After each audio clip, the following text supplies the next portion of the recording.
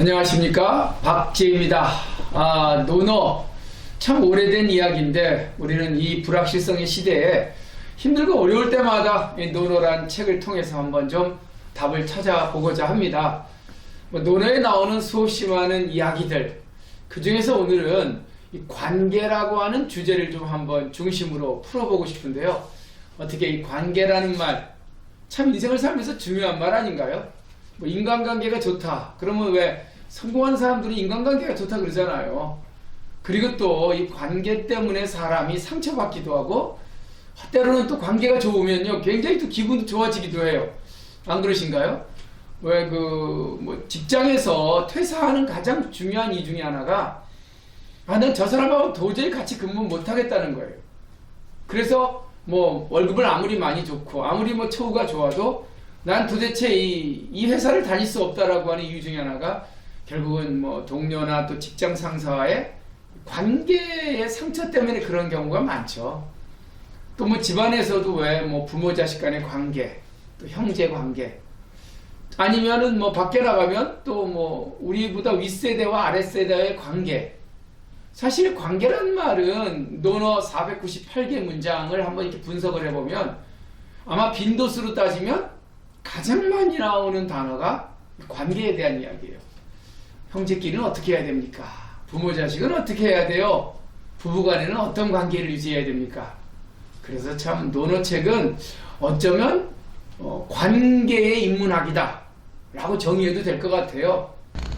관계의 핵심이 뭘 것 같습니까? 저는 관계의 핵심은 사이간자, 사이죠, 사이. 그러니까 거리를 관계의 핵심이다라고 정의하고 싶어요.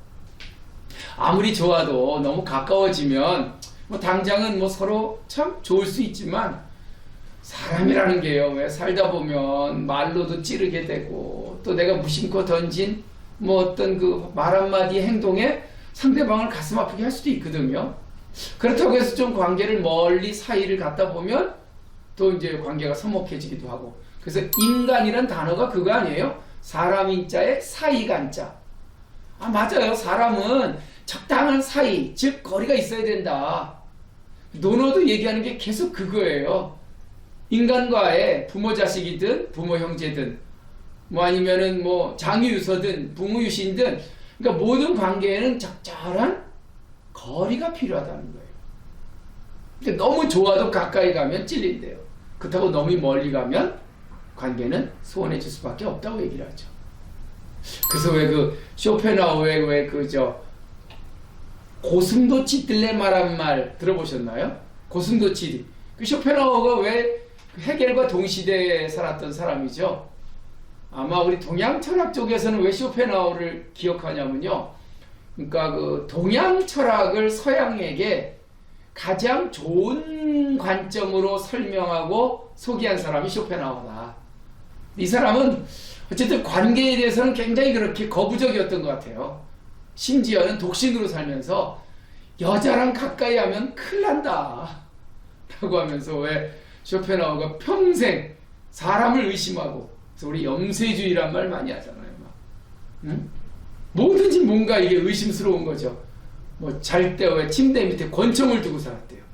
누군가 와서 저녁 때 자기를 위협할까봐 그때 방어하기 위해서. 그런 사람 있잖아요. 왜 그래서 인간 자체를 싫어해요. 내 옆에 다가오는 거 관계가 싫어요. 요즘에 혼자 술 먹고 혼자 밥 먹고 혼자 영화 보는 사람들 특징이, 이게 너무 가까우면 당장은 좋지만 결국 나를 찌를 수 있고 또 상처날 수 있기 때문에 아예 그냥 원천 봉쇄를 해버리는 거죠. 그런 류의 스타일의 사람이 바로 이 쇼펜하우어입니다. 근데 이 쇼펜하우어의 경쟁자 중에 헤겔이라는 교수가 있었죠. 근데 이 쇼펜하우어는 헤겔을 별로 안 좋아했던 것 같아요. 그래서 그 재밌는 일화가 있죠. 쇼펜하우어가 그래, 이 헤겔 이놈 어떻게 복수할까 고민하다가 푸들이라는 강아지 종류 있죠. 푸들 개를 한 마리 사서 길렀대요. 그리고 이름을 헤겔이라고 이름을 줬답니다. 그리고 심심하면 걷어찼대요. 이 헤겔로만 하면서. 그만큼 아주 독특한 이 쇼펜하우어라는 독일 1700년대, 1800년대 살았던 이 독일 철학자가 그 얘기를 해요. 고슴도치라는 이 존재가 우화에 나오는데요. 날씨가 추울 때 서로 막 추우니까 이제 가까이 가야 되잖아요. 왜? 따뜻한 온기를 공유하기 위해서. 가시에 찔려갖고 상처가 나는 거예요. 그렇다고 또 이제 멀리 떨어지면 또 춥고. 그래서 고슴도치들은 가까이 가지도 못하고 멀리 떨어지도 못하고 어쨌든 그 적절한 거리를 유지하면서 겨울을 난다. 뭐 이런 우화를 하면서, 물론 뭐 쇼펜하우어가 그때 얘기했던 것은 결국은 인간은 타인에 의해서 상처를 받을 수 있다라는 얘기를 한 건데, 요즘 왜 그 고슴도치 증후군이라고 있죠. 고슴도치 딜레마 증후군. 맞아요. 해치하크스 딜레마 신드롬. 그러니까 아까 제가 말씀드렸듯이 관계 자체에 대해서 부정적인 거예요. 왜? 찔릴까봐. 물론 뭐 옛날에 한번 찔려본 경험이 있거나 인간이라는 존재 때문에 정말 아주 쓴맛을 본 사람일수록 진짜 관계 자체가 싫고 사람이 싫은 거죠. 그냥 혼자가 제일 편한 거죠. 그래서 노노에는 뭐라 그런지 아세요? 가장 좋은 관계는 뭐라 그런지 아세요? 예, 바로 적절한 거리 유지. 그걸 뭐라 그러냐? 경이원지란 말을 씁니다. 경이원지. 들어보셨나요? 공경할 경자. 그래요. 상대방 간에 서로 리스펙트, 공경하는 지만 그러나 멀 원자, 즉 먼 거리를 유지하는 것이 가장 아름다운 관계다. 경원이라 그러죠. 공경할 경자의 멀 원자. 존경은 하되 거리는 유지하는. 사실 부부관계도 제일 좋은 게 서로 상대방끼리 부부간에 존경은 하지만 그러나 각자의 역할과 각자의 뭐랄까 삶의 역할을 공존하고 있는 그 거리가 가장 아름다운 부부거리 아닐까요? 그래서 왜 그 오륜인의 부부유별이란 말 쓰잖아요. 부부유별. 많은 분들이 이거 뭐 유교는 역시 이게 남녀 차별이 심해. 부부유별. 남편과 부인은 유별, 차별이 있다. 그러니까 남편은 하늘이고 여자는 땅이다. 이렇게 오해들 하시는데요. 사실 부부유별이라는 건 남편과 부인 사이에 별도의 역할과 권한을 주어진 거리를 유지하라는 뜻입니다. 이 얘기가 어디서 나냐면요. 왜 그 노노의 옹야편 21장에 이 얘기가 나와요. 이게 뭐냐면 공자의 제자 중에 번지라는 제자가 있었거든요. 노노 옹야편 21장을 한번 같이 읽어볼게요. 번지문지한데, 번지란 사람이 물을 문자 알지자 지혜로움에 대해서 물었다. 자왈. 그러자 공자가 대답하기를 무민지의라. 힘쓸 무자. 예. 백성민자에 오를 이자. 백성들이 옳다고 생각하는 것을 힘써 실천하는 것이 지혜로운 자다라고 대답을 해요. 그러면서 하나 더 붙이는 게 경귀신이 원지. 공경할 경자. 즉 보이지 않는 신령과 귀신에 대해서 공경을 표하되 멀 원자, 멀리 거리를 유지하고 있는 것. 이것이야말로 가위 지윈이라. 지혜로운 자라고 말할 수 있겠다. 옹야 21장 얘기입니다. 번지가 공자의 제자 중에서 공자의 수레를 몰던 마부였어요. 요즘 말로 운전 담당 수행비서죠. 그러니까 이제 공자랑 서로 이렇게 대화하는 얘기가 노래에 많이 나와요. 왜냐하면 가장 많이 만나는 사람이 결국은 나를 마차에 태우고 다니는 운전기사 번지 아니겠어요? 번지. 이름 이상한가? 번지 점프 아닙니다. 근데 번지라는 제자가 계속 공자하고 묻고 대답하는 장면이 노래에 많이 나오는데, 어느 날 이제 마차를 타고 가고 있었겠죠? 그래서 이제 번지가 공자한테 물은 거예요. 선생님, 인생을 지혜롭게 산다는 게 뭐예요? 라고 탁. 그러니까 질문이 단순한 건 사람이 좀 단순하기도 한 거예요. 어떤 게 지혜로운 거예요? 어떤 게 정말 현명한 거예요? 라고 알지자에 대해서 물어요. 그때 이제 공자가 대답하는 게 이 내용인 거죠. 지혜롭다는 건 말이야, 무민지의. 백성들이 옳다고 생각하는 것을 지도자로서 그거를 힘써 행하는 것이 지혜로운 거야. 그리고 보이지 않는 귀신, 존경은 하되 거리감을 유지하는 게 그게 진짜 지혜로운 자의 모습이야. 아무리 조상을 공경해서 제사를 지내더라도 무슨 조상님이 나한테 복 준다고 거기에 무슨 미신적 행위를 하면 안 된다는 거예요. 적절한 거리 유지야말로 조상과 나의 가장 좋은 관계의 유지 방법이다라고 얘기를 합니다. 아무리 중요한 존재라도 존경은 하되 거리감을 유지하라. 이게 경이원지의 원뜻입니다. 그 논어에는 적절한 거리 유지, 거기에 공경경자, 경이야말로 가장 중요한 거리 유지 방법 중에 하나예요. 공자가 사람 평가하는 중에 안평중이라는 사람이 있어요. 왜? 안평중이라고 안영이라고 유명한 사람입니다. 안영이라는 사람이 누구냐면 이제 지금의 산동성이죠. 그 산동성의 제나라의 유명한 명재상입니다. 3대에 걸쳐서 아주 재상을 하는데 공야장 편에 나와요. 논어 5번째 편이죠. 공야장 편에 뭐라고 얘기 나오냐면 이런 얘기를 합니다. 자왈 안평중은 서녀 인교로다 구이경지라. 예, 아주 짤막하네요. 공자가 말하기를 안평중이라고 하는 저 제나라의 유명한 정치가란 사람은 선여인교, 여기서 선자는 착할 선자가 아니라 잘이란 뜻입니다. 더블여자의 사람인자, 그러니까 잘 다른 사람과 더불어서 교는 관계 맺을 교자죠.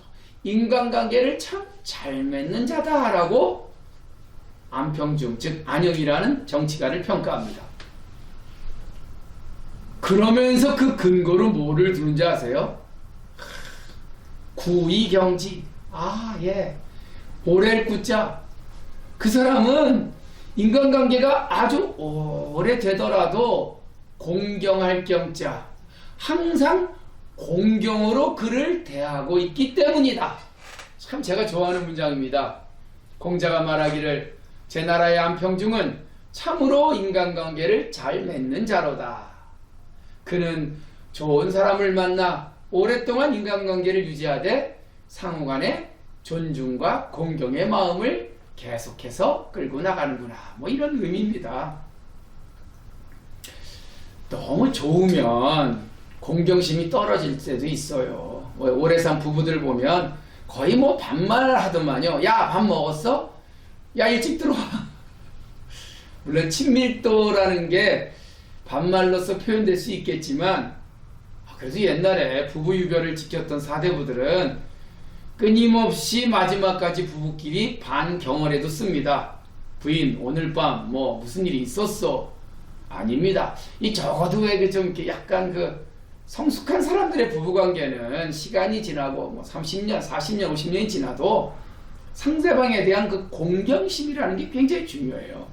막대하지 않는 거죠. 리스펙트 해주는 거예요. 그러니까 친구도 마찬가지입니다. 오래된 친구라고 야, 잘 있었어? 하고 그냥 뒤통수 때리면 오래 못 가요, 그 친구. 정말 이 친구는 평생 같이 가야겠다 그러면 여기서 얘기하는 구이경지.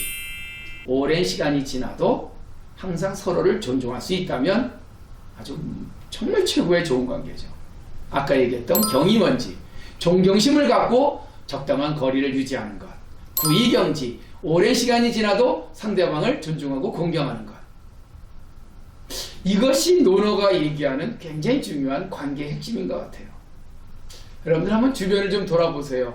정말 친한 사람들, 혹시라도 오래 만나고 친하다는 이유 때문에 상대방에 대한 존중과 또 존경심이 좀 떨어지진 않았는지, 또 상대방에게 내가 제대로 된 정말 언어를 사용하고 있는지. 저는 뭐 앞으로 세대는 안 그럴 거라고 봐요.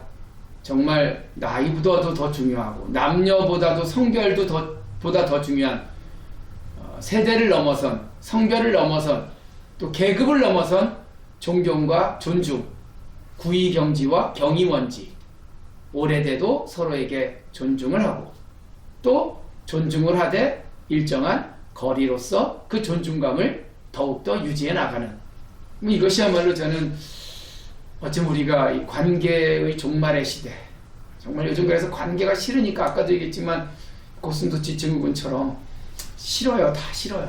나를 막대하는 저 사람도 싫고 나에게 반말하는 저 사람도 싫고, 그러니까 안 만나고 싶은 거죠. 이런 관계의 종말의 시대에 우리는 다시 한번 존경이라는 이 공경할 경자를 한번 화두로 꺼내서 우리의 관계를 한번 체크해 볼 필요가 있지 않나 생각이 들어서 제가 오늘 노노의 관계학 첫 번째 순서로 공경할 경자 한 글자로 한번 좀 같이 이야기를 좀 풀어봤습니다. 예, 노노의 이 두 편입니다. 번지문화 문지한데 공자의 말을 몰던 운전 수행비서인 번지가 지혜로운 자에 대해서 물었을 때 공자가 말하기를 무민지의라, 백성들이 원하는 것을 행하라, 그리고 귀신을 공경하되 거리를 유지하라, 그러면 참 지혜로운 자라 할 것이다. 또 공자가 왈 안평중을 평가하되 서녀인교로다, 정말 인간관계를 멋지게 하는 친구로다. 구의경지라, 저 사람은 관계가 오래될수록 더욱더 공경을 유지하고 있는 것 보면 말이다.